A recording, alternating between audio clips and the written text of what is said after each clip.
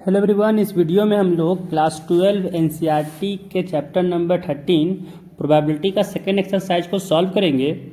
तो पहला क्वेश्चन इसमें है कि if probability of A is equal to 3/5 and probability of B is equal to 1/5, find probability of A intersection B if A and B are independent events. तो यहाँ पे हम लोग को प्रोबेबिलिटी ऑफ ए दिया हुआ है कि 3/5 है एंड प्रोबेबिलिटी ऑफ बी दिया हुआ है 1/5 है। अब यहाँ पे कह रहा है कि A and B independent event है। तो यहाँ पे दिया हुआ है क्या कि A and B are independent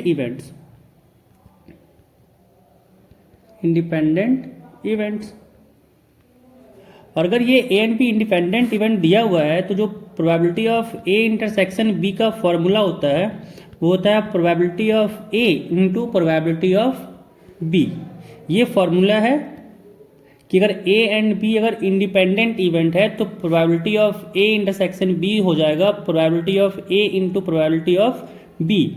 ये इंपॉर्टेंट फॉर्मूला है जिसका हम लोग आगे बहुत जगह यूज करने वाले हैं। अब यहाँ पे प्रोबेबिलिटी ऑफ ए कितना दिया हुआ है 3/5 इंटू प्रोबेबिलिटी ऑफ बी कितना दिया हुआ है 1/5। तो यहाँ से फर्स्ट का आंसर आ जाएगा 3/25। यहाँ पे 1 नंबर क्वेश्चन कंप्लीट होता है। अब चलते हैं सेकंड क्वेश्चन पे। सेकंड क्वेश्चन कह रहा है 2 cards are drawn at random and without replacement from a pack of 52 playing cards, find the probability that both the cards are black. तो यहाँ पे टोटल 52 कार्ड्स है। हम लोग जानते हैं कि 52 कार्ड्स में से 26 कार्ड ब्लैक होता है एंड 26 रेड होता है। अब 26 ब्लैक है, उसी में से 2 कार्ड निकालना है क्योंकि दोनों कह रहा है यहाँ से ब्लैक होना चाहिए। तो अगर पहला कार्ड हम लोग ड्रॉ किए तो उसका प्रोबेबिलिटी क्या हो जाएगा, मान लेते हैं उसको ए से नोट करते हैं। तो प्रोबेबिलिटी ऑफ ए क्या हो जाएगा 26/52। एंड वैसे ही अगर अब यहाँ पे एक कार्ड अब निकल चुका है एंड अगेन दूसरा कार्ड निकालना है तो यहाँ पे वो भी ब्लैक होना चाहिए। तो उसके लिए क्या हो जाएगा, मान लेते हैं प्रोबेबिलिटी ऑफ बी उसके लिए नोट करते हैं। अब मेरे पास कार्ड कितना बचा हुआ है, कार्ड बचा हुआ है ब्लैक 25 एंड टोटल कार्ड कितना बचा हुआ है 51, क्योंकि एक कार्ड निकल चुका है। तो यहाँ पे प्रोबेबिलिटी हो जाएगा सेकेंड कार्ड ड्रॉ करने का 25/51। अब जो हम लोग को प्रोबेबिलिटी निकालना था कि getting both the cards black, probability of getting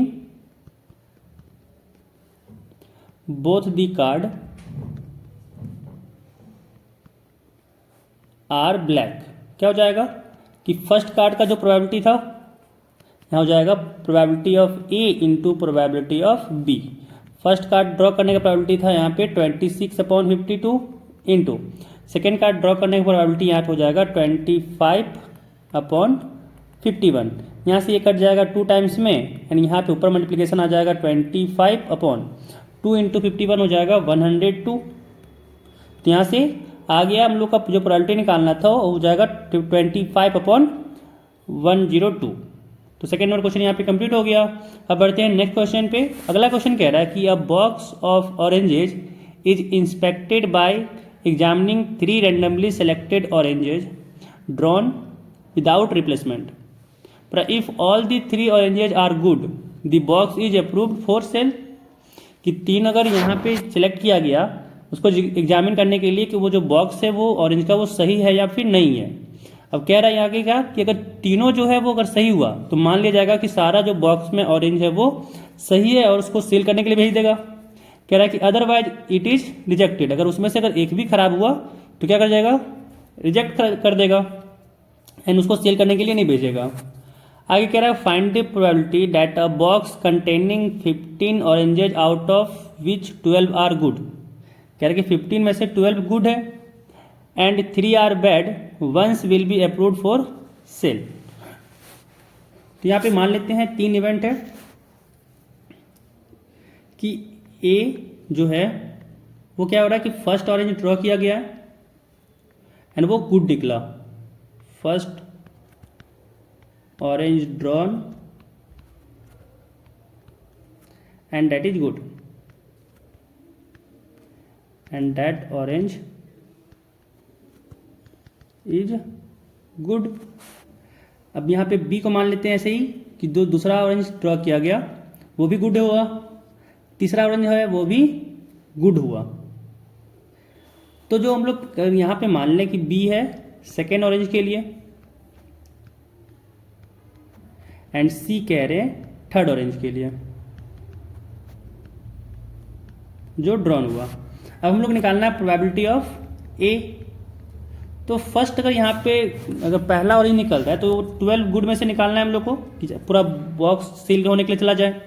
तो क्या हो जाएगा 12 में से एक निकालेंगे अपॉन टोटल क्या है 15 है, तो प्रोबेबिलिटी ऑफ ए हो जाएगा 12/50। अब यहाँ पे प्रोबेबिलिटी ऑफ बी निकालना है। अब पहला तो निकल चुका है, अब दूसरा निकालना है। तो गुड मेरे पास कितना है ऑरेंज 12 था, 12 में से एक निकल गया तो हुआ 11 बचा एंड टोटल ऑरेंज कितना है 14। ऐसे सिमिलरली अगर हम लोग सी के लिए निकालें कि तीसरा ऑरेंज निकाल रहे हैं तो अब मेरे पास ऑरेंज गुड ऑरेंज कितना है 10 एंड टोटल ऑरेंज कितना है 13, तो यहाँ हो जाएगा 10/13। हम लोग को निकालना है क्या कि जो गेटिंग गुड ऑरेंज, तो यहाँ पे लिखते हैं probability of getting all good oranges. क्या हो जाएगा probability of A into probability of B into probability of C. तो प्रोबेबिलिटी ऑफ ए था 12/15 इंटू प्रोबेबिलिटी ऑफ बी था 11/14 इंटू प्रोबेबिलिटी ऑफ सी था 10/13। यहाँ पे सॉल्व करें तो ये कट जाएगा 3 से 4 टाइम्स में एंड ये कट जाएगा 5 टाइम्स में। ये कटा 5 2 जा 10 एंड ये कटेगा 2 से एंड ये कटेगा 7 से। ऊपर आ गया 11 2 जा 12, 12 2 जा 44 एंड नीचे आ गया 13 7 जा 91। तो जो हम लोग को प्रोबेबिलिटी चाहिए था कि क्या प्रोबेबिलिटी है कि वो सेल के लिए चला जाए, वो तो प्रोबेबिलिटी हो जाएगा 44/91। तो यहाँ पे थर्ड क्वेश्चन कंप्लीट हो गया। अगला क्वेश्चन 4 नंबर है, कह रहा है कि a fair coin and an unbiased die are tossed. बोला कि let A be the event, head appears on the coin and B be the event 3 on the die. Check whether A and B are independent events or not. कह रहा है कि क्या independent events है A and B या फिर नहीं है। तो इंडिपेंडेंट इवेंट के लिए क्या बताए थे, पहले बताए थे कि क्या होना चाहिए probability of A intersection B जो होगा वो अगर probability of A into probability of B के बराबर होगा तो कह देंगे कि A एंड B क्या हो जाएगा इंडिपेंडेंट इवेंट हो जाएगा। अब यहाँ पे क्या करते हैं, पहले हम लोग निकाल लेते हैं इसका सैंपल स्पेस।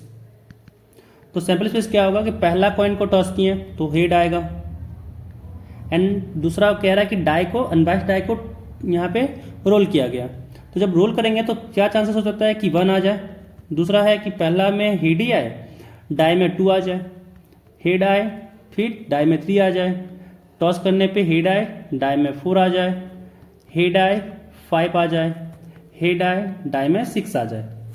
दूसरा चांसेस क्या बनेगा कि टॉस किए तो टेल आए एंड जो डाई को रोल किए उसमें 1 आए, टेल आए 2 आए, टेल के साथ 3, टेल के साथ 4, टेल के साथ 5 एंड टेल के साथ 6। तो टोटल जो पॉसिबल आउटकम्स था ये 12 हो गया। अब क्या कह रहा है कि ए इवेंट है जो head appears on the coin. तो ए इवेंट के पास एलिमेंट क्या आएगा, टोटल 6 एलिमेंट आएगा कि हेड के साथ 1 हो, हेड के साथ 2 हो, हेड के साथ 3 हो, हेड के साथ 4 हो, हेड के साथ 5 हो, हेड के साथ 6 हो। एंड अब निकालेंगे बी के लिए। यहाँ पे बी कह रहा है कि 3 ऑन दी डाई। तो यहाँ पे 2 पॉसिबल आउटकम्स है कि हेड के साथ 3 आए एंड टेल के साथ 3 आए। अब अगर यहाँ से निकालना है प्रोबेबिलिटी ऑफ ए तो क्या हो जाएगा, टोटल यहाँ पे जो फेवरेबल आउटकम्स है वो 6 है एंड यहाँ पे टोटल नंबर ऑफ आउटकम्स यहाँ पे 12 है। तो 6/12 ये कट के आ गया 1/2 एंड यहाँ से हम लोग प्रोबेबिलिटी ऑफ बी निकालें तो प्रोबेबिलिटी ऑफ बी यहाँ पे आ जाएगा 2/12 एंड यहाँ से कट के आ गया 1/6 एंड अब यहाँ पे निकालते हैं हम लोग ए इंटरसेक्शन बी। तो ए इंटरसेक्शन बी में जो नंबर ऑफ एलिमेंट आ रहा है वो आ रहा है बस 1, यानी यहाँ पे बस हेड एंड तो कॉइन में होना चाहिए और 3 होना चाहिए डाई में। तो यहाँ पे बस एक एलिमेंट आया एंड यहाँ से हम लोग निकालें probability of A intersection B, तो ये हो जाएगा यहाँ से 1/12। अब यहाँ से अगर देखा जाए तो probability of A into probability of B निकालते हैं। तो यहाँ से प्रोबेबिलिटी ऑफ ए है 1/2 इंटू प्रोबेबिलिटी ऑफ बी यहाँ पे 1/6 है, जो यहाँ पे 1/12 हो रहा है। एंड ये probability of A intersection B के बराबर है, इसलिए यहाँ पे क्या कह देंगे कि ए एंड बी क्या है, therefore A and B are independent events, independent events, क्योंकि यहाँ पे ये रूल को सेटिस्फाई कर गया है, तो इसीलिए ए एंड बी क्या हो जाएगा, इंडिपेंडेंट इवेंट। तो यहाँ पे 4th नंबर क्वेश्चन कंप्लीट होता है। अब नेक्स्ट क्वेश्चन चलते हैं 5 नंबर पे। 5 नंबर कह रहा है कि a die marked 1 2 3 in red and 4 5 6 in green is tossed, कह रहा है let A be the event the number is event, कि ए जो इवेंट है जब नंबर क्या आ जाए, इवेंट आ जाए। एंड कह रहा है B be the event the number is red, कि बी जो इवेंट है वो क्या आना चाहिए, जो नंबर आना चाहिए वो रेड आना चाहिए। कह रहा है are A and B independent, कि ए एंड बी जो है इवेंट वो क्या इंडिपेंडेंट है। यहाँ पे हम लोग क्या करते हैं, पहले इसका सैंपल स्पेस लिखते हैं। तो यहाँ पे सैंपल स्पेस में आ जाएगा 1 2 3 4 5 6 एंड यहाँ पे जो ए इवेंट है वो कह रहा है क्या कि इवेंट नंबर आना चाहिए, तो यहाँ पे हो जाएगा 2 4 6 एंड जो बी है वो कह रहा है कि नंबर क्या होना चाहिए, रेड होना चाहिए। एंड रेड कौन सा है, 1 2 3, तो यहाँ पे हो जाएगा 1 2 3 एंड यहाँ से अगर हम निकालें प्रोबेबिलिटी ऑफ ए, तो प्रोबेबिलिटी ऑफ ए हो जाएगा 3/6 यानी कट किया गया यहाँ से 1/2 एंड वैसे सिमिलरली प्रोबेबिलिटी ऑफ बी निकाल लें तो यहाँ से भी हो जाएगा 3/6 यानी यहाँ से कट किया गया 1/2। अब निकालते हैं ए इंटरसेक्शन बी। तो ए इंटरसेक्शन बी में एलिमेंट क्या हो जाएगा, ओनली 2 एंड यहाँ से probability of A intersection B निकाल लें तो हो जाएगा 1/6। एंड अगेन इंडिपेंडेंट इवेंट को चेक करने के लिए क्या करेंगे, probability of A into probability of B निकालेंगे। तो यहाँ पे प्रोबेबिलिटी ऑफ ए है 1/2 इंटू प्रोबेबिलिटी ऑफ बी यहाँ पे है 1/2 एंड यहाँ पे आ गया ये 1/4। तो यहाँ पे देख सकते हैं कि 1/4 नॉट इक्वल टू 1/6 होगा। तो यहाँ पे probability of A into probability of B, ये हम लोग का probability of A intersection B के बराबर नहीं हुआ, इसीलिए कह देंगे कि A and B are therefore A and B are not independent।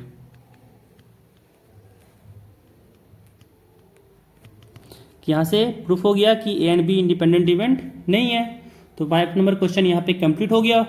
अगला क्वेश्चन 6 नंबर कह रहा है कि let E and F be events with probability of E is equal to 3/5, probability of F is equal to 3/10 and probability of E intersection F is equal to 1/5।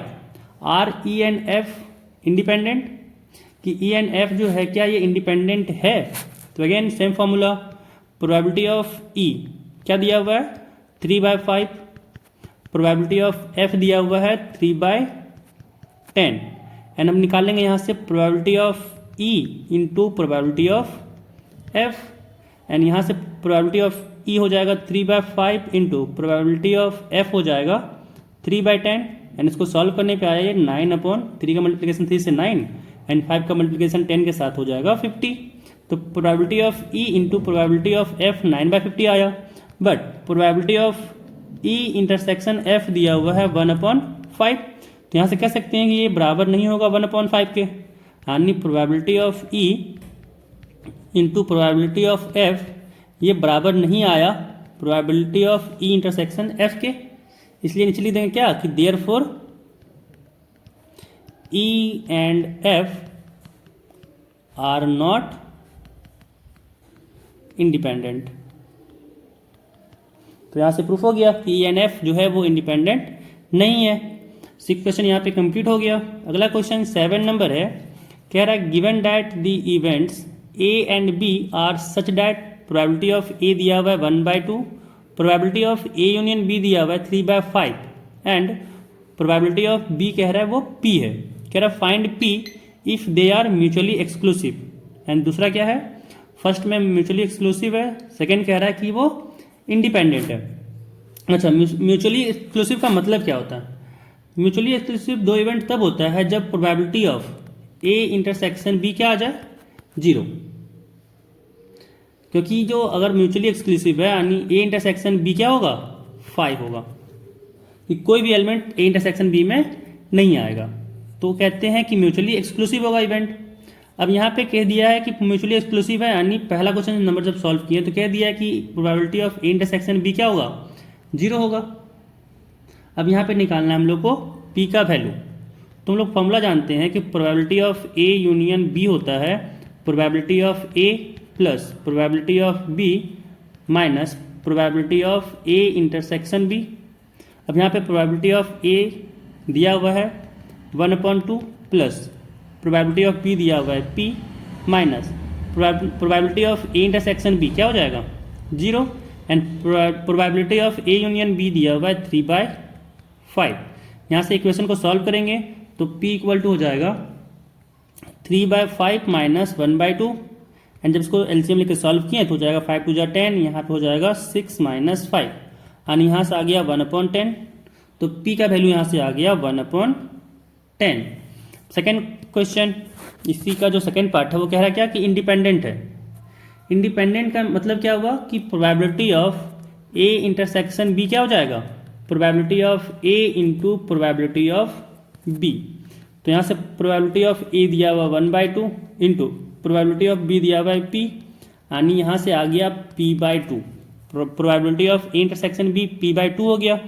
अब again formula लगाएंगे probability of A union B का, हो जाएगा probability of A plus probability of B minus probability of A intersection B. यहाँ से probability of A union B 3/5 हो गया is equal to probability of A है 1/2 plus probability of B है p minus probability of A intersection B है यहाँ से p/2। जब इसको सॉल्व किए तो ये क्या करते हैं कि 1/2 को इधर ले आते हैं, तो हो जाएगा 3/5 minus 1/2 is equal to p minus p/2 हो जाएगा p/2 एंड जब इसको सॉल्व किए तो यहाँ से एलसीएम लिए हो जाएगा 10 एंड इधर आ जाएगा 6 minus 5 is equal to p/2। ये 2 से कटा 5 टाइम्स में एंड यहाँ से p इक्वल टू आ गया 1/5। तो जब हम लोग का यहाँ पे इवेंट इंडिपेंडेंट था तो p का वैल्यू आया 1/5 एंड जब म्यूचुअली एक्सक्लूसिव था तो p का वैल्यू आया 1/10। तो यहाँ पे 7 नंबर क्वेश्चन खत्म होता है। अब बढ़ते हैं अगले क्वेश्चन पे। 8 नंबर क्वेश्चन है, कह रहा है कि let A and B be independent events with P A is equal to 0.3 and probability of p is equal to 0.4। कह रहा है find first probability of A intersection b। तो पहला क्या लिखेंगे, since a and b are independent events. तो यहाँ से क्या लग जाएगा, probability of a intersection b is equal to probability of a into probability of b। तो यहाँ से प्रोबेबिलिटी ऑफ a दिया हुआ 0.3 इंटू प्रोबेबिलिटी ऑफ b दिया हुआ 0.4। तो यहाँ से आ जाएगा मल्टीप्लिकेशन करेंगे तो हो जाएगा 0.12। तो probability of A intersection B हो गया 0.12। अब सेकेंड क्वेश्चन, इसका सेकेंड पार्ट है, कह रहा है कि probability of A intersection B क्या हो जाएगा। तो इसके लिए फॉर्मूला लगाएंगे। फॉर्मूला होता है probability of A plus probability of B minus probability of A intersection B. Probability of A दिया हुआ है 0.3 प्लस प्रोबेबिलिटी ऑफ बी दिया हुआ है 0.4 minus probability of A intersection B अभी निकालें 0.12। जब सॉल्व किए तो एडिशन करने पे आया 0.7 माइनस 0.12 एंड जब सब्ट्रैक्शन किए तो यहाँ से हो जाएगा 0.58। तो सेकेंड नंबर क्वेश्चन का आंसर हो गया 0.58। And next third number question कह रहा है कि probability of A by B क्या होगा। तो इसके लिए फॉर्मूला होता है probability of A intersection B upon probability of B. तो यहाँ से probability of A intersection B 0.12 upon probability of B यहाँ पे है 0.4। तो यहाँ से अगर इसको सॉल्व करें तो ये यहाँ से उड़ाते हैं, यहाँ पे भी डबल जीरो आएगा तो उड़ जाएगा पूरा पूरी।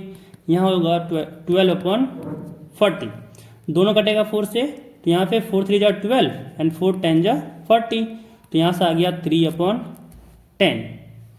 अब यहाँ पे थर्ड पार्ट भी कंप्लीट हो गया। नेक्स्ट है फोर्थ पार्ट इसका कि probability of B by A क्या होगा। अगेन फॉर्मूला हो जाएगा इसका probability of A intersection B upon probability of A intersection B का प्रोबेबिलिटी निकालें तो यहाँ पे 0.12 एंड प्रोबेबिलिटी ऑफ ए दिया हुआ है 0.3। यहाँ पे भी 0 है तो 0 यहाँ से पॉइंट हट जाएगा, आ जाएगा 12/30। ये कटेगा 6 टाइम से, तो 6 2 जा 12 एंड 6 5 जा 30, तो इसका प्रोबेबिलिटी आ गया 2/5। तो यहाँ से 8 नंबर क्वेश्चन भी खत्म होता है। अब बढ़ते हैं नेक्स्ट क्वेश्चन पे। 9 नंबर है, कह रहा है if A and B are two events such that probability of A is equal to 1/4, probability of B is equal to 1/2 and probability of A intersection B is equal to 1/8। Then कह रहा probability find करना है probability of not A and not B. तो given जो है हम लोग लिख लेते हैं कि प्रोबेबिलिटी ऑफ ए यहाँ पे दिया हुआ है 1/4, प्रोबेबिलिटी ऑफ बी दिया हुआ है 1/2 and probability of A intersection B दिया हुआ है यहाँ पे 1/8। एंड हम लोग को निकालना क्या है कि probability of not A and not B. And यहाँ से निकालना है नॉट ए का मतलब क्या हुआ कि P A dash, not A it means A dash होता है और not B means B dash होता है।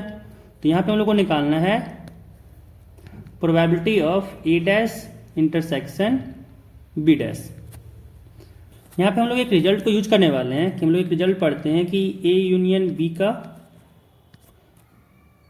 यहाँ पे हो जाता है ये ए डैश इंटरसेक्शन बी डैश। तो यहाँ पे अगर देखा जाए तो इसको हम लोग लिख सकते हैं कि probability of A union B का कॉम्प्लीमेंट। एंड यहाँ पे अगर इसको सॉल्व किए तो यहाँ पे क्या हो जाएगा 1 minus probability of A union B. यहाँ पे 1 minus probability of A union B क्या हो जाएगा, probability of A plus probability of B minus probability of A intersection B. जब वैल्यू को पुट किए यहाँ से आया 1 माइनस प्रोबेबिलिटी ऑफ ए दिया हुआ है 1/4 प्लस प्रोबेबिलिटी ऑफ बी दिया हुआ है 1/2 minus probability of A intersection B दिया हुआ है 1/8। जब इसको सॉल्व किए यहाँ से आया 1 माइनस एलसीएम लिए तो 8 होगा, यहाँ से हो जाएगा 4 2 जा 8, तो यहाँ से 2 हो गया प्लस यहाँ हो गया 4 माइनस 1, यहाँ से आ गया 1 माइनस 4 प्लस 2 6 में से 1 गया तो बचा 5, यानी यहाँ से आ गया 5/8। जब इसको सॉल्व किए तो यहाँ हुआ 8, यहाँ पे आया 8 माइनस 5, 8 माइनस 5 होता है 3, तो यहाँ से आ गया 3/8। तो यहाँ पे 9 नंबर क्वेश्चन भी कंप्लीट हो गया।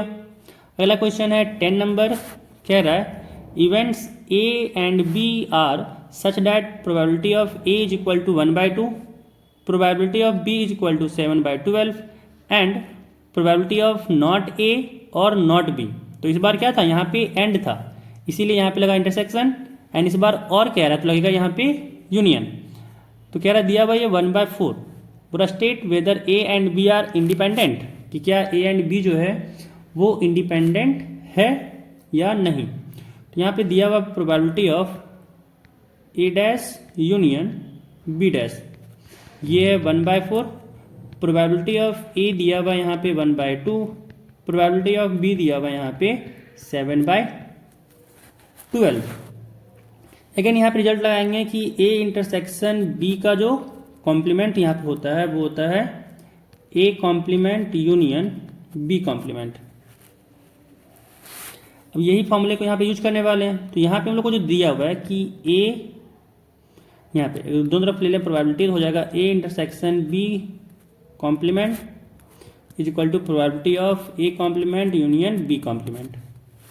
तो यहाँ पे इसके जगह पे लिख सकते हैं हम लोग A complement union B complement का प्रोबेबिलिटी ये बराबर हो जाएगा probability of A intersection B का कॉम्प्लीमेंट। और यहाँ से क्या हो जाएगा ये 1 minus probability of A intersection B. And यहाँ से अगर देखा जाए तो ये दिया हुआ है 1/4 यानी probability of A intersection B, A intersection B ये हो जाएगा, इसको लेफ्ट हैंड साइड भेजते हैं और ये 1/4 को राइट हैंड साइड, तो 1 माइनस 1/4 आ गया। जब इसको सॉल्व किए तो ये हो जाएगा 3/4। तो यहाँ से ए इंटरसेक्शन बी आ गया 3/4। एंड चेक करना है क्या ए एंड बी इंडिपेंडेंट है, तो यहाँ से निकालेंगे probability of A into probability of B. Probability of A यहाँ पे 1/2 है इंटू प्रोबेबिलिटी ऑफ बी 7/12 है। मल्टीप्लाई किए तो जाएगा 7/24 एंड 7/24 ये बराबर नहीं है 3/4 के। इसी कारण से यहाँ पे probability of A into probability of B not equal to probability of A intersection B आया। तो लिख देंगे नीचे क्या कि therefore A and B are not independent, A and B are not independent. यहाँ से 10 नंबर क्वेश्चन भी कंप्लीट हो गया। अब नेक्स्ट क्वेश्चन 11 नंबर है, कह रहा है given 2 independent events A and B. बोल दिया है ए एंड बी कैसा है, इंडिपेंडेंट इवेंट है, such that probability of A is equal to 0.3, probability of B is equal to 0.6। कह रहा है find probability of A and B. तो फर्स्ट पार्ट कह रहा है probability of A and B क्या होगा, तो इसका मतलब है कि प्रोबेबिलिटी ऑफ पूछा जा रहा है हम लोग से ए इंटरसेक्शन बी, एंड इसके लिए फॉर्मूला होता है probability of A into probability of B, क्योंकि ए एंड बी जो है वो दोनों इंडिपेंडेंट इवेंट है। तो प्रोबेबिलिटी ऑफ ए तो दिया हुआ है 0.3 इंटू प्रोबेबिलिटी ऑफ बी दिया हुआ है 0.6। जब इसको मल्टीप्लाई किए तो आया 0.18। तो फर्स्ट पार्ट यहाँ पे कंप्लीट हो गया। सेकेंड पार्ट 11 नंबर का कह रहा है कि probability of A and not B. तो ए एंड नॉट बी इसका मतलब क्या होता है कि probability of A intersection B dash. अब यहाँ पे हम लोग लगाएंगे फॉर्मूला। तो ये इसके लिए फॉर्मूला लोग पढ़े हैं कि इसमें अगर हम लोग प्रोबेबिलिटी ऑफ ए में माइनस कर दें probability of A intersection B तो आ जाएगा probability of A intersection B dash. तो यहाँ से प्रोबेबिलिटी ऑफ ए तो पता है 0.3 minus probability of A intersection B अभी निकाले थे 0.18। जब सब्ट्रैक्शन किए तो यहाँ से आ जाएगा 0.12। तो सेकेंड क्वेश्चन यहाँ से कंप्लीट होता है। अगला क्वेश्चन है थर्ड पार्ट कह रहा है कि प्रोबेबिलिटी ऑफ ए और बी क्या होगा। इट मीन्स यहाँ से पूछा जा रहा है probability of A union B. Formula लगाएंगे probability of A plus probability of B minus probability of A intersection B. Probability of A दिया हुआ 0.3 प्लस प्रोबेबिलिटी ऑफ बी दिया हुआ 0.6 माइनस इंटरसेक्शन बी अभी निकाले थे 0.18। और यहाँ से अगर देखा जाए तो 0.9 माइनस 0.18 जब इसको सब्ट्रैक्शन किए तो यहाँ से आया 0.72। तो प्रोबेबिलिटी ऑफ ए और बी क्या हो जाएगा 0.72। अब आखिरी बचा फोर्थ पार्ट कह रहा है probability of neither A nor B. It means यहाँ से क्या पूछा जा रहा है कि probability of A dash intersection B dash. पीछे यहाँ पे जो फॉर्मूला हम लोग यूज करेंगे ये कि A dash intersection B dash के लिए लगाएंगे ए यूनियन बी डैश। तो यहाँ से हो जाएगा probability of A union B dash और ये हो जाएगा 1 minus probability of A union B. यहाँ से हो जाएगा 1 minus probability of A union B था 0.72। तो यहाँ से जब सब्ट्रैक्शन किए तो ये होगा 0.28। तो यहाँ से फोर्थ नंबर का भी आंसर आ गया। तो यहाँ से 11 नंबर क्वेश्चन कंप्लीट हो गया। नेक्स्ट क्वेश्चन है 12 नंबर। 12 नंबर कह रहा है कि a die is tossed thrice, find the probability of getting an odd number at least once. तो अगर पहली बार हम डाई को रोल करें तो टोटल सैंपल स्पेस की बात किया जाए तो क्या हो जाएगा 1 2 3 4 5 6। तो अगर यहाँ पे probability of getting odd number का पहली बार की जो रोल किया आएगा गेटिंग ऑड नंबर, वो क्या होगा 1 3 5 कुछ भी आ सकता है, तो हो जाएगा 3 अपॉन और टोटल है 6 यानी 1/2। तो जो probability of getting odd number हो जाएगा 1/2। Similarly probability of getting even number, तो इवन नंबर के लिए क्या हो जाएगा 2 4 6 यानी 3/6 इसके लिए भी हो जाएगा। यानी यहाँ से भी आएगा 1/2 कि जो पहला बार जो टॉस किए डाई को तो इवन नंबर आने का भी प्रोबेबिलिटी क्या हो जाएगा 1/2। एंड अगर हम लोग बात किया जाए कि probability of getting N even number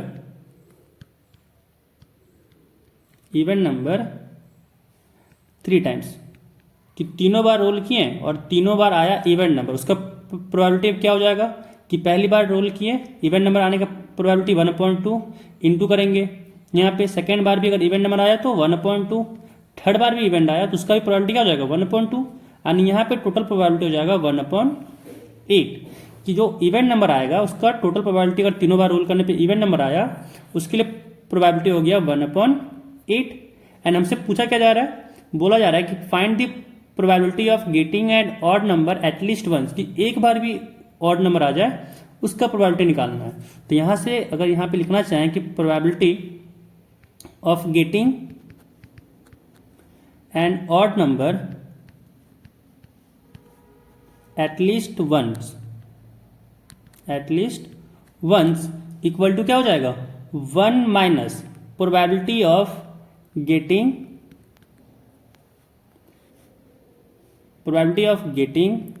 N odd number in none of the throws, कि हम लोग टॉस थ्रो किए डाई को और उसमें एक ही बार जब तीनों बार थ्रो किए तो एक भी बार अगर ऑड नंबर नहीं आया, अगर 1 में से माइनस कर दें तो एटलीस्ट के लिए हो जाएगा। तो यहीं पे यहाँ पे रूल हम लोग लगा रहे हैं, यानी यहाँ पे क्या निकालना चाह रहे हैं 1 minus probability of getting N even number 3 times. तो यहाँ पे क्या हो जाएगा 1 माइनस ये 1/8 यानी यहाँ से आ गया 7/8। तो जो प्रोबेबिलिटी होगा एटलीस्ट वंस की आ जाए हम लोग का ऑड नंबर, वो प्रोबेबिलिटी हो जाएगा 7/8। अगला क्वेश्चन 13 नंबर कह रहा है 2 balls are drawn at random with replacement from a box containing 10 black and 8 red balls, कि एक बॉक्स है जिसमें 10 ब्लैक बॉल है एंड 8 रेड बॉल है। अब कह रहा है कि निकालना क्या, प्रोबेबिलिटी निकालना है कि बोथ बॉल्स आर रेड। तो पहले पार्ट है कि बोथ बॉल्स आर रेड, तो यहाँ पे टोटल नंबर ऑफ बॉल कितना है, टोटल नंबर ऑफ बॉल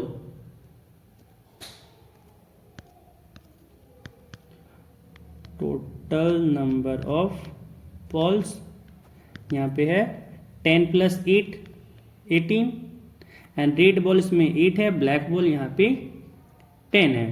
अब निकालते हैं क्या कि फर्स्ट ड्रॉ जो किए probability of getting a red ball in the first draw, जो पहली बार हम लोग ड्रॉ किए वो फर्स्ट में ही रेड बॉल आ जाए उसका प्रोबेबिलिटी होगा 8 रेड बॉल है and total number of ball 18 है, यहाँ से कट के आ गया 4/9। एंड फिर क्या किया वापस इसको हम लोग बॉल को जो ड्रॉ किए थे वो वापस बॉक्स में रख दिए। अब फिर निकालें हम लोग अगेन क्या निकालें कि वो दूसरा बॉल भी रेड आ जाए, कि getting a red ball in the second draw, कि जो दूसरा बार ड्रॉ किए हम लोग उसमें भी क्या आ जाए, रेड बॉल, तो उसका भी प्रोबेबिलिटी क्या हो जाएगा, 8/18, क्योंकि फिर से रेड बॉल 8 था एंड टोटल बॉल 18 था, तो यहाँ से कट के आ गया 4/9। एंड यहाँ पे अगर हम लोग निकालना चाहें टोटल, यहाँ पे बोला जाए कि प्रोबेबिलिटी जो हो जाएगा, probability of getting the balls red, यहाँ से क्या हो जाएगा, फर्स्ट के बॉल के लिए जो ड्रॉ किए उसका probability into second ball draw किए उसका प्रोबेबिलिटी, तो यहाँ पे मल्टीप्लिकेशन में आ गया 4 4 जा 16/9 9 जा 81, तो यहाँ से आ जाएगा आंसर 16/81। सेकेंड पार्ट क्वेश्चन का कह रहा है कि first ball is black and second is red, तो probability of getting a black ball in the first draw, तो टोटल ब्लैक बॉल कितना है 10, और यहाँ हो जाएगा 10/18, कट के यहाँ आ जाएगा 5/9। एंड फिर क्या किए, जो बॉल था उसको फिर से वापस बॉक्स में रखें। अब निकालेंगे getting a red ball in the second draw, कि जो दूसरा बार ड्रॉ किए उसमें क्या आया, रेड बॉल आया, तो रेड बॉल में हम लोग के पास 8 है एंड टोटल बॉल 18 है, कट के यहाँ से आ गया 4/9। तो यहाँ से अगर निकालना चाहें कि probability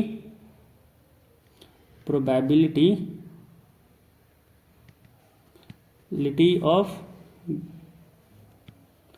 getting first ball is black and second is red is equal to, पहला जो बॉल ड्रॉ किए वो 5/9 प्रोबेबिलिटी था, दूसरे बॉल के लिए था 4/9।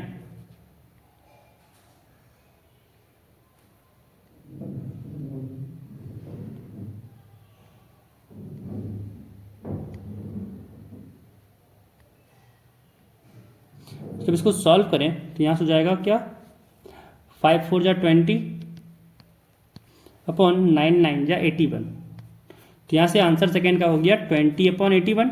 अगला क्वेश्चन थर्ड है। थर्ड पार्ट कह रहा है कि one of them is black and other is red, कि एक ब्लैक होना चाहिए एक रेड होना चाहिए, डजेंट मैटर कि वो पहली बार में ब्लैक आ रहा है या फिर दूसरी बार में ब्लैक आ रहा है। तो यहाँ पे हो जाएगा probability of getting first ball is red, क्या हो जाएगा 8/18 यानी 4/9। एंड दूसरा बॉल के लिए कि getting second ball is black, ये हो जाएगा 10/18 यानी यहाँ से आ जाएगा कट के 5/9। एंड ये तो हो गया पहला बॉल रेड होगा दूसरा बॉल ब्लैक, बट ये भी तो चांस होगा कि पहला बॉल क्या हो जाएगा, ये तो केस 1 हो जाएगा एंड यहाँ पे केस 2 भी पॉसिबल है, कि जो प्रोबेबिलिटी निकलेगा कि पहला बॉल क्या होगा, पहला बॉल ब्लैक हो जाएगा, फर्स्ट बॉल इज ब्लैक, तो यहाँ से क्या हो जाएगा 10/18 यानी 5/9। And probability of getting second ball is red, कि दूसरा बॉल इस बार क्या हुआ रेड आया, तो यहाँ हो जाएगा 8/18 यानी कट के आ गया 4/9। यहाँ से निकालेंगे कि probability that one of them is red and other is black, कि एक रेड हो और एक ब्लैक हो, तो कैसे आएगा, ये केस 1 का प्रोबेबिलिटी, इसका प्रोबेबिलिटी क्या होगा मल्टीप्लाई हो जाएगा 4/9 इंटू 5/9। एंड सेकेंड के लिए भी क्या हो जाएगा मल्टीप्लाई हो जाएगा 5/9 इंटू 4/9। एंड फिर इन दोनों का एडिशन, तो पहला में आ जाएगा 20/81 प्लस दूसरा में भी आ जाएगा 20/81। एंड जब ऐड किए तो क्या हो जाएगा 2 टाइम्स 20/81, यहाँ से हो गया 40/81। तो यहाँ पे 13 नंबर क्वेश्चन भी कंप्लीट हो गया। अगला क्वेश्चन है 14 नंबर कह रहा है कि probability of solving a specific problem independently by A and B are 1/2 and 1/3, कि ए का जो प्रोबेबिलिटी है कि प्रॉब्लम सॉल्व कर देता है वो है 1/2 एंड बी का प्रोबेबिलिटी है कि प्रॉब्लम सॉल्व कर देता है वो है 1/3।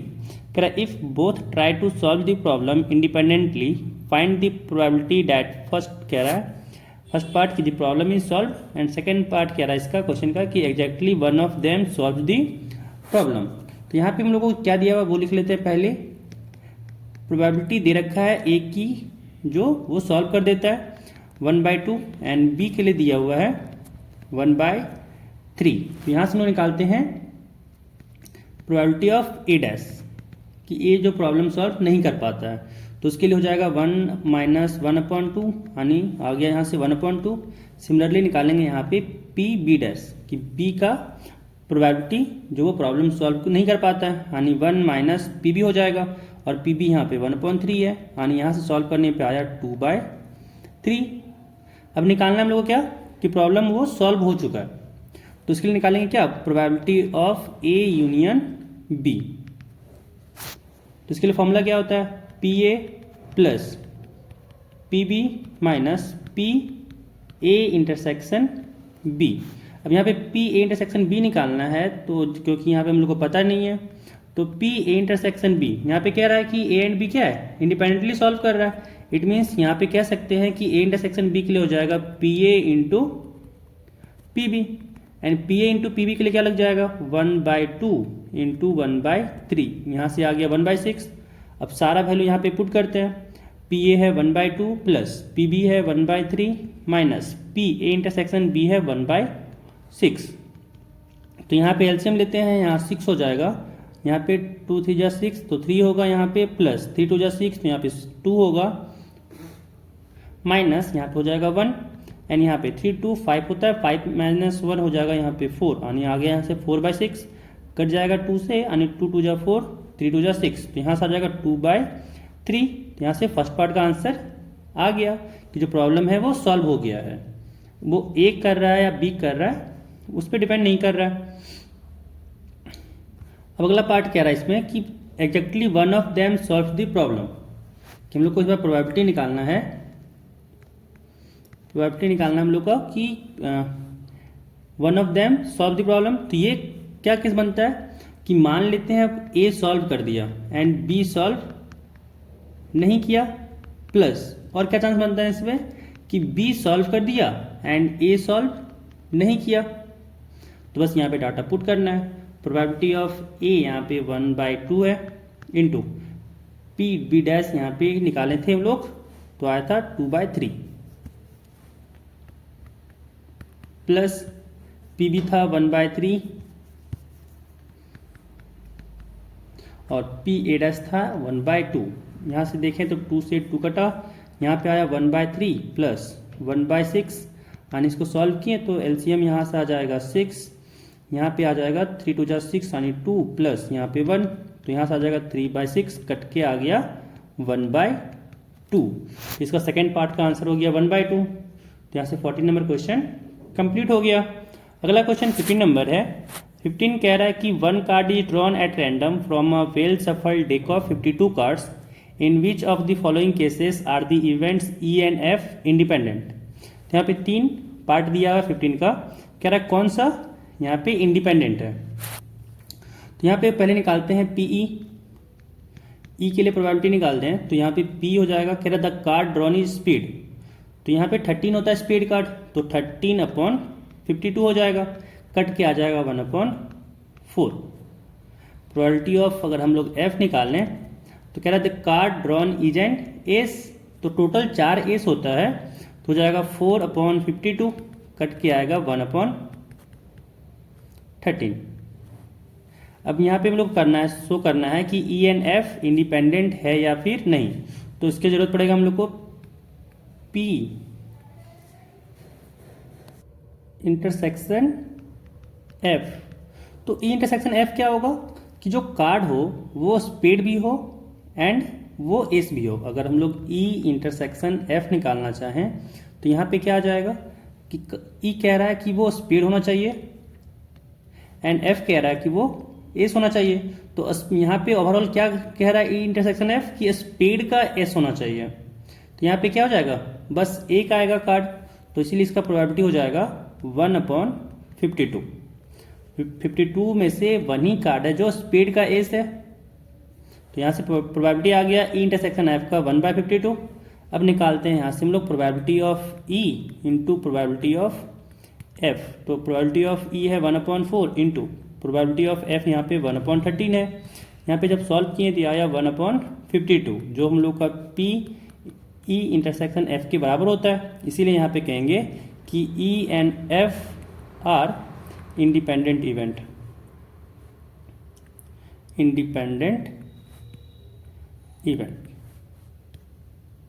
तो यहाँ से फर्स्ट केस में आ गया कि ये दोनों क्या है, इंडिपेंडेंट इवेंट है। अब यहाँ पे सेकेंड पार्ट इसका कह रहा है ई जो है इवेंट, कह रहा है the card drawn is black, जो कार्ड है वो ब्लैक होना चाहिए। यानी यहाँ से जो प्रोबेबिलिटी ऑफ ई आ जाएगा, टोटल 26 ब्लैक कार्ड होता है तो हो जाएगा 26/52, कट के आ गया 1/2। अब अगर हम लोग प्रोबेबिलिटी ऑफ एफ निकालें, एफ इवेंट कह रहा है कि the card drawn is a king, तो टोटल 4 किंग होता है, यानी हो जाएगा 4/52, कट किए यहाँ से आया 1/32। अब निकालना है यहाँ पे हम लोग को ई इंटरसेक्शन एफ। अब यहाँ पे अगर देखा जाए तो कह रहा है the card drawn is black and the card, जो एफ इवेंट है वो कह रहा है the card drawn is a king. तो यहाँ पे हम लोग को निकालना है ई इंटरसेक्शन एफ। अब यहाँ पे कह रहा है क्या, अगर ई इंटरसेक्शन एफ दोनों इवेंट को लगाएं तो हो जाएगा क्या कि ब्लैक कार्ड का किंग होना चाहिए। तो ब्लैक कार्ड का किंग टोटल 2 होता है, एक होता है स्पीड के लिए, एक होता है क्लब के लिए। तो यहाँ पे क्या आ जाएगा 2/52, कट के आ गया 1/26। अब यहाँ पे हम लोग निकालेंगे पीई इंटू पी एफ। तो यहाँ से पी हो जाएगा 1/2 इंटू पी एफ हो जाएगा 1/13।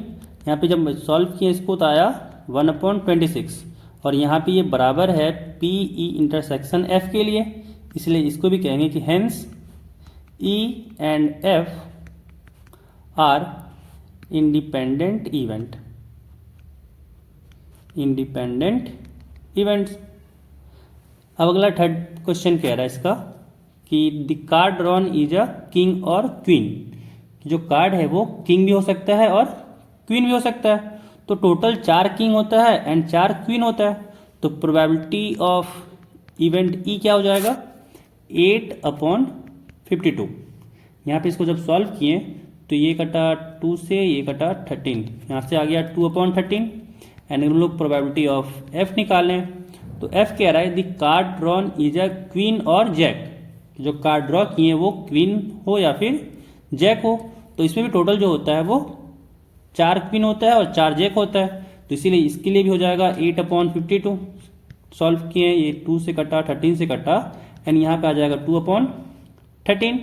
एंड अगर हम लोग निकाल लें यहाँ से पी ई इंटरसेक्शन एफ, तो हम लोग यहाँ पे अगर ई इंटरसेक्शन एफ की बात करें तो क्या हो जाएगा, ई कह रहा है the card drawn is a king और क्वीन, कि या तो वो किंग हो या तो वो क्वीन हो।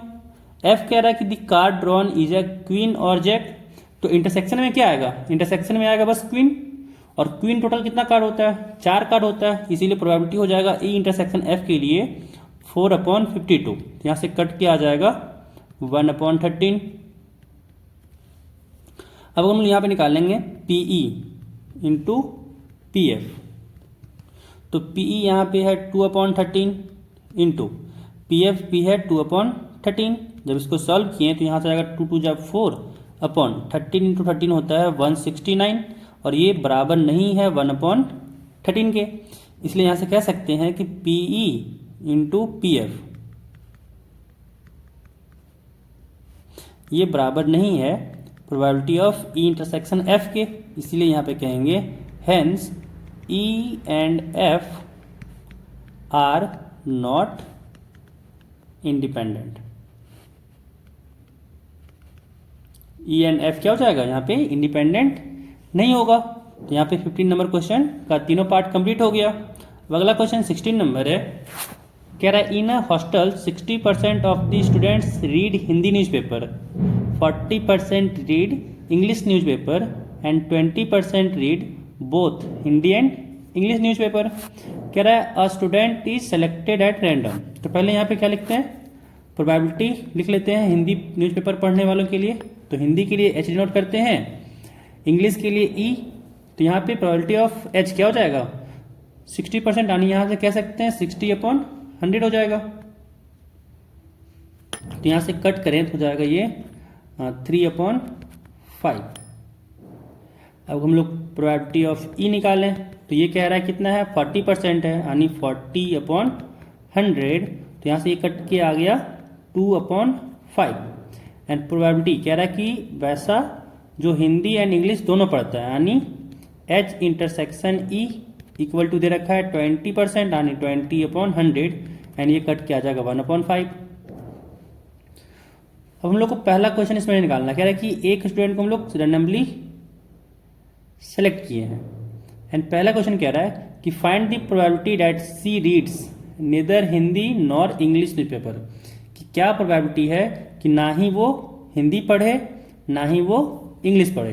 तो हम लोग यहाँ पे अगर देखा जाए तो हम लोग यहाँ पे अगर एच यूनियन ई निकालें तो एच यूनियन ई क्या आ जाएगा कि वो हिंदी भी पढ़ रही होगी या तो वो इंग्लिश पढ़ रही होगी। दोनों में से कोई अगर एक भी पेपर पढ़ रही होगी तो इसमें ये आ गया होगा।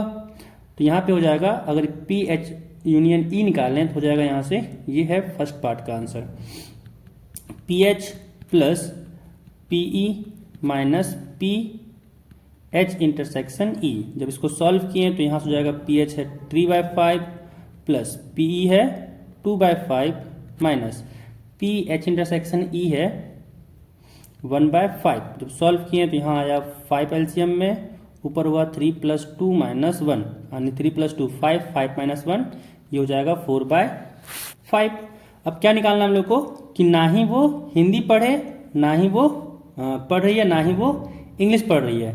इट मीन्स हम लोग निकाल रहे हैं यहाँ पे एच यूनियन ई का dash, not Hindi nor English, neither Hindi nor English वाला कंडीशन। तो हो जाएगा 1 minus probability of H union E. तो यहाँ हो जाएगा 1 - 4/5। सॉल्व किए तो यहाँ से आया 1/5। तो प्रोबेबिलिटी हो गया कि ना ही वो हिंदी पढ़ रही है ना ही वो इंग्लिश पढ़ रही है, वो हो जाएगा 1/5।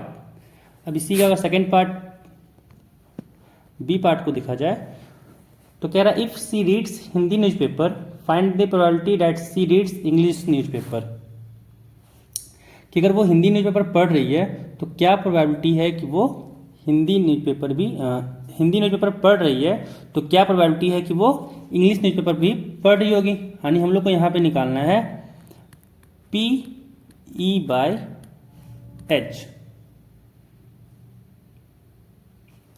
तो यहाँ पे इसके लिए फॉर्मूला हो जाएगा प्रोबेबिलिटी ऑफ, फॉर्मूला होता है E intersection H upon P H. अब यहाँ पे हम लोग ई इंटरसेक्शन एच 1/5 दिया हुआ है अपॉन प्रोबेबिलिटी ऑफ एच यहाँ पे 3/5 है। तो यहाँ से 5 से 5 कटा और यहाँ आ गया 1/3। एंड इसका थर्ड पार्ट कह रहा है कि if she reads English newspaper find the probability that she reads Hindi newspaper. तो इट मीन्स यहाँ पे निकालना है P H by E, P H by E निकालना है। तो formula P H intersection E upon P E. P H intersection E दिया हुआ है 1/5 अपॉन पी ई दिया हुआ है 2/5। 5 से 5 कटा, यहाँ पे आ गया 1/2। तो यहाँ पे 16 नंबर क्वेश्चन भी कंप्लीट हो गया। अगला क्वेश्चन है 17 नंबर, कह रहा है the probability of obtaining an even prime number on each die when a pair of dice is rolled each, कि दोनों में इवन प्राइम नंबर आए उसका क्या प्रोबेबिलिटी है। तो यहाँ पे अगर हम लोग मान लें कि ये वो इवेंट ए है तो इसके लिए क्या हो सकता है, तो इसके लिए बस एक ही कंडीशन बन सकता है कि दोनों में क्या है 2-2। तो यहाँ पे इसका अगर हम लोग प्रोबेबिलिटी निकाल लें तो प्रोबेबिलिटी ऑफ ए हो जाएगा 1 अपॉन टोटल आउटकम्स कितना होता है 36, जो हम लोग का प्रोबेबिलिटी निकालना था। तो फेवरेबल आउटकम्स यहाँ पे 1 है। एंड जब हम लोग दो डाइस को रोल करते हैं, जब दो डाइस को रोल करते हैं तो टोटल नंबर ऑफ आउटकम्स क्या होता है, पॉसिबल आउटकम्स 36। तो यहाँ हो जाएगा 1 अपॉन 36, इसीलिए इसका आंसर हो जाएगा ऑप्शन डी। तो यहाँ से 17 नंबर क्वेश्चन भी खत्म हो गया। अगला क्वेश्चन है 18 नंबर, कह रहा है 2 events A and B will be independent if, यहाँ पे 4 ऑप्शन है, कह रहा है कि कौन सा कंडीशन होने पे वो इंडिपेंडेंट होगा। कह रहा है कि A and B are mutually exclusive, कि पहला में कि अगर ए एंड बी दोनों म्यूचुअली एक्सक्लूसिव है तो क्या वो इंडिपेंडेंट होगा या नहीं होगा।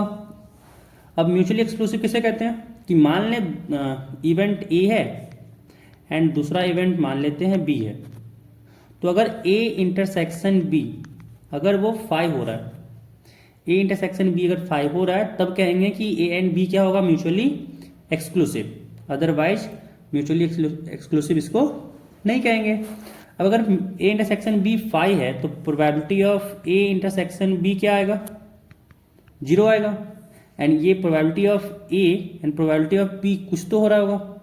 तो यहाँ से कह सकते हैं कि probability of A intersection B जो होगा वो नॉट इक्वल टू होगा probability of A into probability of B. तो यहाँ से कह सकते हैं कि पहला कंडीशन जो पूछ रहा था वो तो गलत हो गया। अब इस क्वेश्चन का सेकंड पार्ट करते हैं। सेकंड पार्ट कह रहा है कि P A dash B dash is equal to, यहाँ पे दिया हुआ है 1 minus P A into 1 minus P B. अब यहाँ पे ए डैश बी डैश का सिंपल सा मतलब है यहाँ पे कि A dash intersection B dash, and इसके लिए हम लोग फॉर्मूला जानते हैं क्या होता है ए यूनियन बी का यहाँ पे डैश हो जाएगा। तो इसके जगह हम लोग लिख सकते हैं कि probability of A union B dash, and ये क्या हो जाएगा, ये हो जाएगा 1 minus P A union B. तो इसके लिए हो जाएगा यहाँ पे। अब यहाँ पे क्या करते हैं, राइट हैंड साइड में मल्टीप्लाई करते हैं, तो जाएगा 1 एंड 1 से जब मल्टीप्लाई किया तो हुआ minus of P B, and जब माइनस पी ए को मल्टीप्लाई किया 1 से तो ये हो गया minus of P A, and minus minus हो गया ये plus P A into P B. This is equal to, यहाँ पे सेम हो जाएगा 1 minus P B minus P A plus P A into P B. अब यहाँ पे 1 minus P A union B है, तो 1 पी ए यूनियन बी का फॉर्मूला लगाएं, तो यहाँ हो जाएगा P A plus P B, यहाँ से 1 से 1 कट गया, plus P B minus P A intersection B. This is equal to minus P B minus P A plus P A into P B. तो यहाँ पे अगर देखा जाए तो माइनस से मल्टीप्लाई करें तो जाएगा ये minus of P A minus of P B and minus minus plus P A intersection B. This is equal to minus P B minus P A plus P A into P B. Minus P A से minus P A cut गया, minus P B से minus P B cut गया, and यहाँ से आ गया P A intersection B is equal to P A into P B. तो यहाँ पे देख सकते हैं कि जो हम लोग को कंडीशन चाहिए होता है इंडिपेंडेंट दिखाने के लिए, वो कंडीशन यहाँ पे आ गया है कि अगर P A intersection B P A into P B के बराबर होता है तो कहते हैं कि ए एंड बी क्या हो जाएगा, A and B are independent event. तो यहाँ से प्रूफ हो गया कि ए एंड बी क्या है, इंडिपेंडेंट है। तो यहाँ से सेकेंड ऑप्शन कह सकते हैं कि करेक्ट है। अब चेक करते हैं तीसरा कंडीशन के लिए, कह रहा है P A equal to P B है, तो क्या वो इंडिपेंडेंट होगा। चेक कर लेते हैं एक बार, और इस बार चेक करेंगे सी के लिए। तो मान लेते हैं कोई इवेंट ए है कि जो हम लोग का डाई को थ्रो करें तो वहाँ पे ऑड नंबर आए, तो ऑड नंबर आने के लिए क्या हो जाएगा 135। ये कह रहे हैं कि एक इवेंट है, इवेंट ऑफ गेटिंग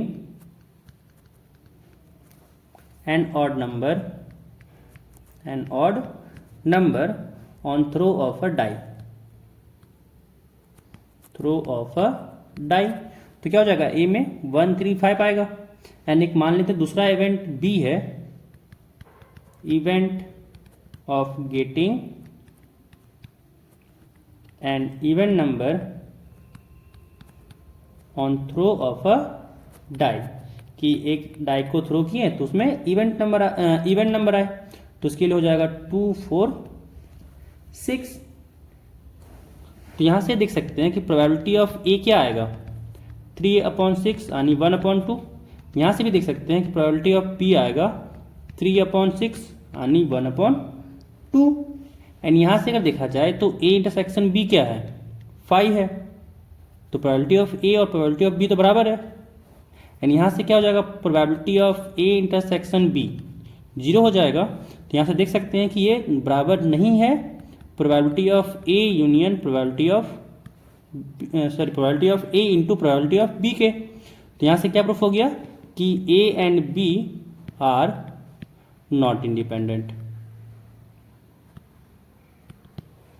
तो यहाँ से सी भी नॉट इंडिपेंडेंट वाला कंडीशन हो गया। अब चेक करेंगे डी के लिए, कह रहा है P A plus P B क्या हो जाएगा 1 हो जाएगा। अब यहाँ पे अगर देखा जाए तो थर्ड वाले कंडीशन में जो सी नंबर था उसमें देख सकते हैं कि P A plus P B क्या आ जाएगा 1/2।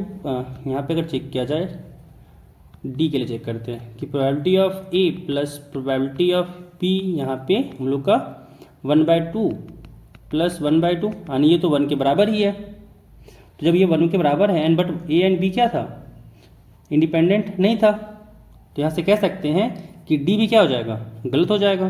तो सी भी गलत है, डी भी गलत है, और करेक्ट ऑप्शन हम लोग यहाँ पे है बी, कि अगर ए और बी इंडिपेंडेंट है जब P A dash B dash equal to हो जाए 1 minus P A into 1 minus P B.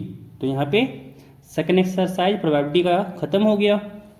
मिलते हैं नेक्स्ट वीडियो में।